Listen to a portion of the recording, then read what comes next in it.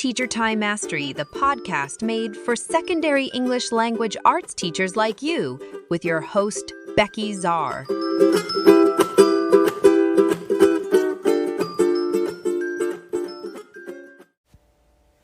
Quit wasting precious time. Use data merging in your ELA classroom. Yes, you heard me right. Whether you're a seasoned ELA teacher or just starting out in your teaching career, I'm sure finding a great system to accomplish your tasks as an educator is high up on your list. From creating lesson materials, quizzes, and activities, study guides and answer keys to other reports we need to make, we teachers always seem to have our hands so full. This is why tech tools and apps are such a lifesaver, especially if it helps us automate some of our work and buy us more time for ourselves and our family. Last time I shared how I use ZipGrade, one of my absolute favorite apps for streamlining my grading system and reducing my grading time to almost 50%. Today, I am introducing another web-based app that helped me streamline processes for lesson creation, reports, and documentation. So if you're looking for a helpful tool to help you get set up for the coming school year, read on and find out how I use Portent in my classes. So what is Portent? Portent is a website that helps users automate and create a powerful document workflow. It can transform data into stunning documents in just a click, and it reduces the time spent on manual work while minimizing errors. For educators, Portent has become a practical app that can streamline various aspects of teaching and make it more efficient, engaging, and interactive. And no, you don't need to know a lick of coding. If you can plan ahead, enter those little squiggly brackets here and there, you can do this. I have been using Portent for quite a while now, a couple years at least, and as an ELA teacher myself, it helped me prepare my SAT and ACT vocabulary lessons by allowing me to mass produce activities and resources by letting me customize my own template in Google Slides and Google Docs without taking so much of my precious time designing and manually entering details for each document. Just as a reference point, these SAT and ACT vocabulary lessons, vocab vigor lessons, when I first started making these and I was just entering everything in all by hand in each little document, it would easily take me 7, 8, 9 hours a week to complete one lesson set. Once I switched to having templates and entering the data one time into Portent, I can do it now in about 2 hours. It is so nice. It's like I have a bunch of little mini Beckys running around and doing these things behind the scenes. What I especially love about using Portent is I only need to enter the information once. One and done. I put it into my source, either a Google form or a Google Sheet. It can run off of either one. And it populates the information into my templates. So for each week's online SAT, ACT vocab class, I create a new set of lesson materials for our level 3 classes. Those are the ones I'm currently building up. So there's level 1, level 2, and we are towards the end of level 3 right now. And what I do is I set up a Google form that I fill in with all the details and research, and then I will merge all that data with Portent. What it does is when I hit submit on my Google form, it triggers my Portent workflow and auto-completes my existing lesson templates for study guides, and for Google Slides presentations, and for quizzes, and for Quizlet upload documents where you can just copy and paste them in, like import them. And I can even do Kahoot uploads. Now this one I use a little bit differently for the Kahoot uploads. I'll talk about that more later. And yes, it does take a bit of time in the beginning to set up your template designs and your Portent tags and things like that. But the good news is if this is something that you do regularly, you can just reuse them as much as you need to, and you're good to go. Now, here's another idea. If your school requires you to submit lesson plans, you could set up a Google form and connect it to a lesson plan template, and then that in your Portent workflow, the workflow could end with an email set up to go to your department lead, your principal, whoever it needs to go to. So you just type in some things into the form, and then boom, it auto-populates and sends it out to everyone who needs it. Another thing I love about Portent is it allows me to create letters to parents for varied purposes. From the kids' progress reports and invitations to school events or any other engagement letters I can think of sending to parents to get them involved in their kids' education. You could easily set up a template that is beautifully designed and create a matching Google form for it. So when it's time to send out a newsletter, you don't have to spend hours in Canva.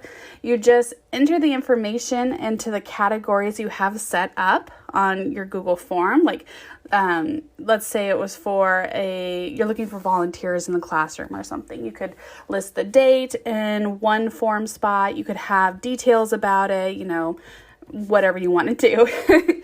But anyway, you just submit that when you're done, and it can auto-populate into this beautiful layout you already have set up in like Google Slides, for instance.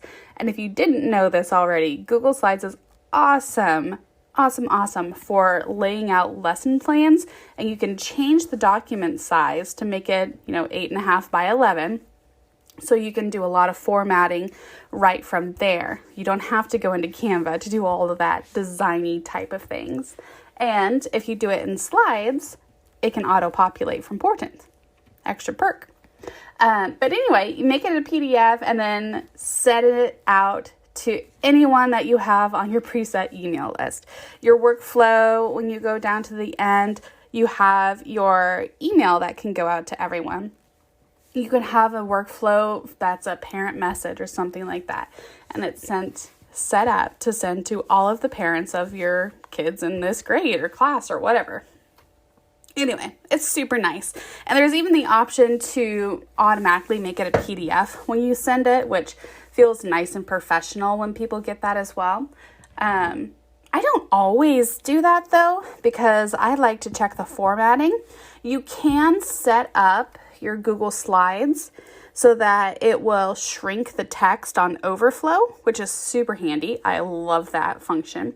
But for some reason, it doesn't always stick. Not sure why, but I like just to look at it first in Slides, and then you can always just go download as PDF and send it out that way.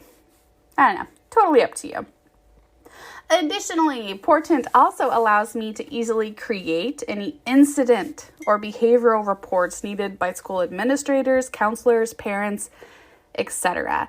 It's always so frustrating when you're in the classroom, you're in the groove, all of a sudden you have a student who starts acting out.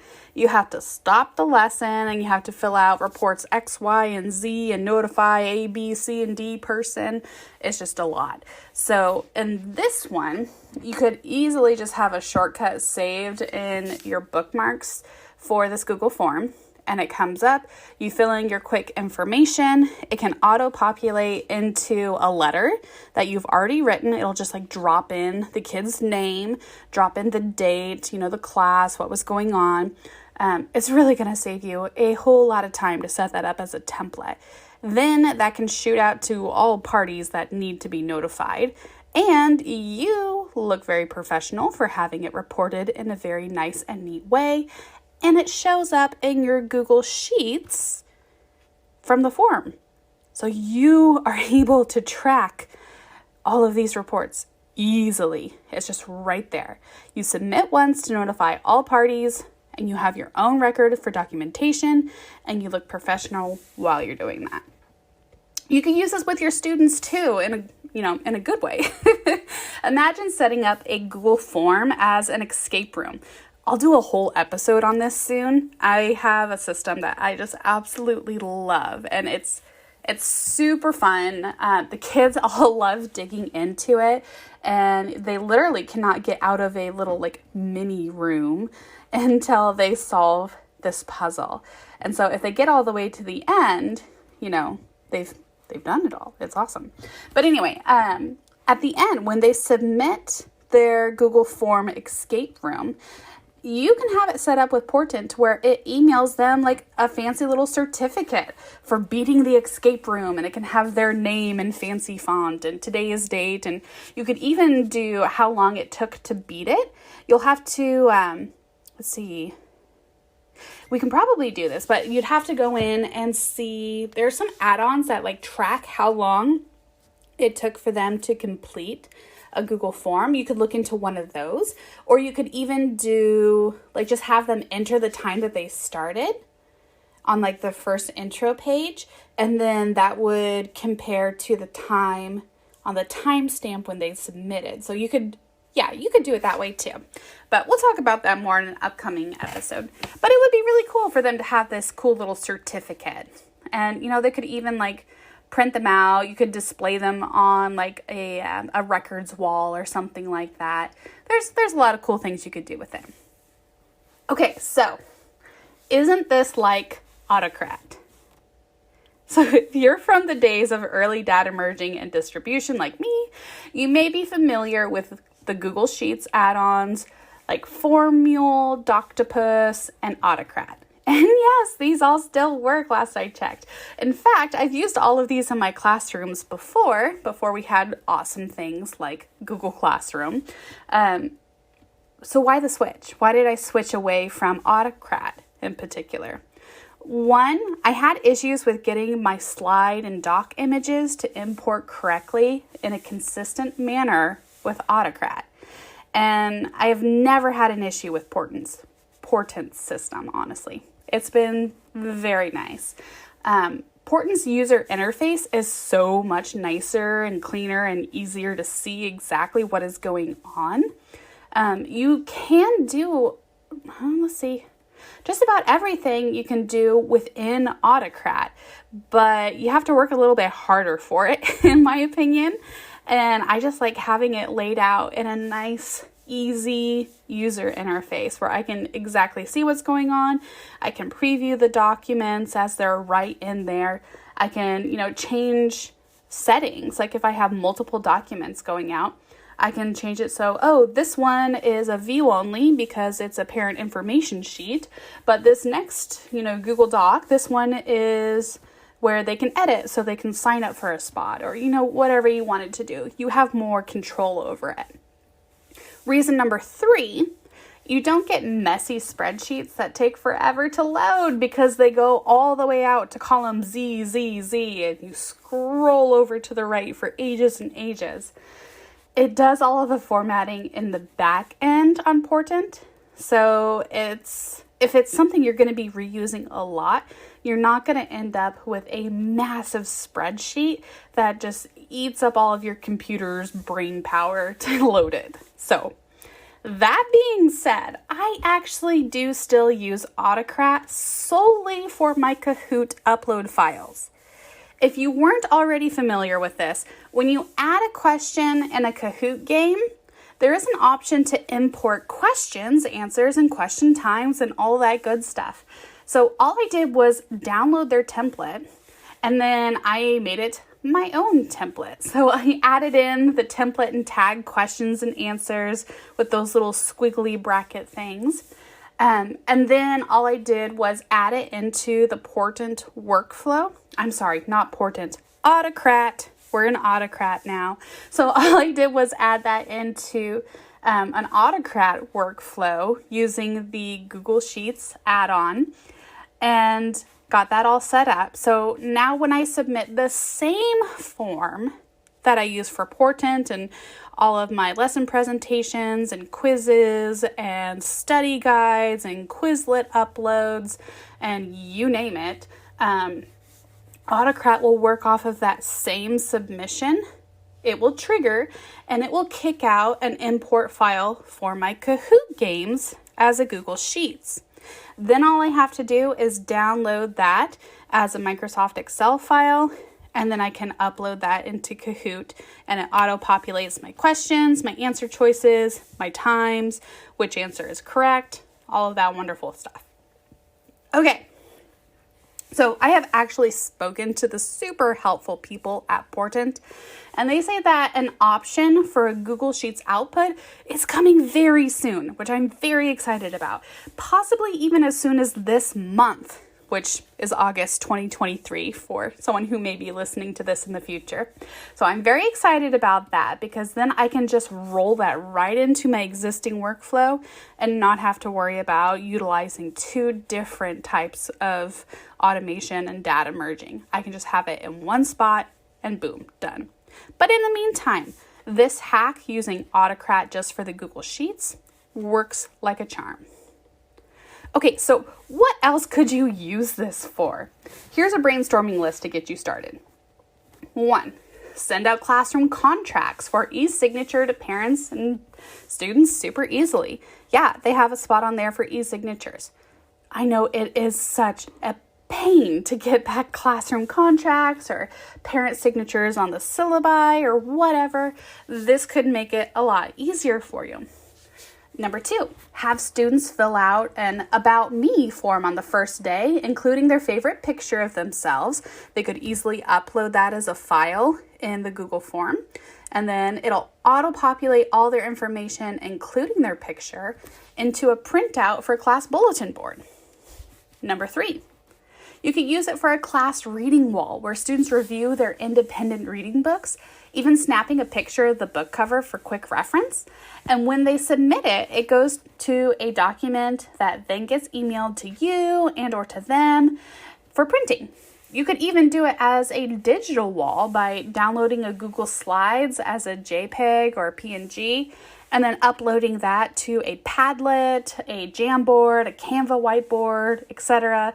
That's available for all the students to see their classmates' recommendations. Number 4, you could send out field trip permission slips to students, parents, admin, etc. for e-signatures and easy collection.